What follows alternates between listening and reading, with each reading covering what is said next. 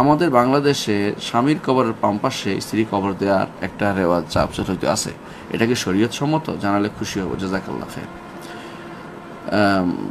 বারাকাল্লাহু ফিকুম। আসলে স্বামীর কবরের বাম পাশে স্ত্রীকে কবর দেওয়ার যে নিয়ম, এইটা আসলে আমরা এই অনেকটা কুসংস্কার বলতে পারি। এটা কোনো হাদিস কোরআন কোথাও আসে নাই, এটা হাদিস কোরআন কোথাও আসে নাই। কারণ হচ্ছে এটা মানুষের এলাকাভিত্তিক নিয়ম বানিয়ে নিয়েছে।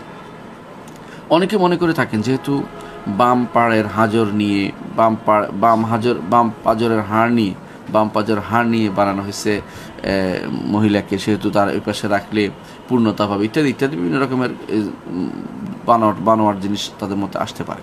আসলেও এটা কিন্তু গ্রহণযোগ্য না। মানে স্ত্রী এখানে কবর হবে, স্বামী আর এখানে কবর হবে, কোনো নিষেধাজ্ঞা নেই। স্ত্রী ডান পাশে কবর দিতে কোনো নিষেধাজ্ঞা নেই। স্ত্রী যেখানে মারা যায় সেখানে কবর, স্বামী আরেকখানে কবর হবে, দুইটাকে একসাথ করে দেওয়ার কোনো সুযোগ নেই। কারণ ওখানে যে আবার দুইজনে যে আবার ঘর সংসার করে এরকম না। এরা যেখানে আছে সেখানে আল্লাহ তাআলা তাদেরকে হাসরের মাঠে সেখান থেকে উঠাবেন এবং সেখানে তাদের হিসাব নিকাশ হয়ে যদি আল্লাহ তাআলা উভয়কে জান্নাতে যাওয়ার সুযোগ দেন, জান্নাতে যাবে। আর কেউ এমনও হতে পারে একজন জান্নাতে যাবে, একজন জাহান্নামে চলে যাবে। আল্লাহ তাআলা উভয়কেই স্বামী বা স্ত্রীর ব্যবস্থা করে দিবেন জান্নাতে। কিন্তু বাম পাশে কবর দিতে হবে এমন কোনো বাধ্যবাধক কোনো নিয়ম নাই, এবং নিয়ম মনে করলে সেটা বেদাত হবে। নিয়ম মনে করেন যে এটা শরীয়ত সম্মত নিয়ম মনে করলে বেদাত হবে, এটার কোনো আসলে কোনো দলিল নেই।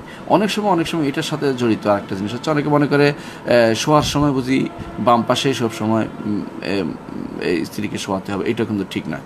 বরং ডানে বামে উভয় যে কোনো পাশে শুইতে পারবে, এতে কোনো শরীয়তে নিষেধাজ্ঞা নেই।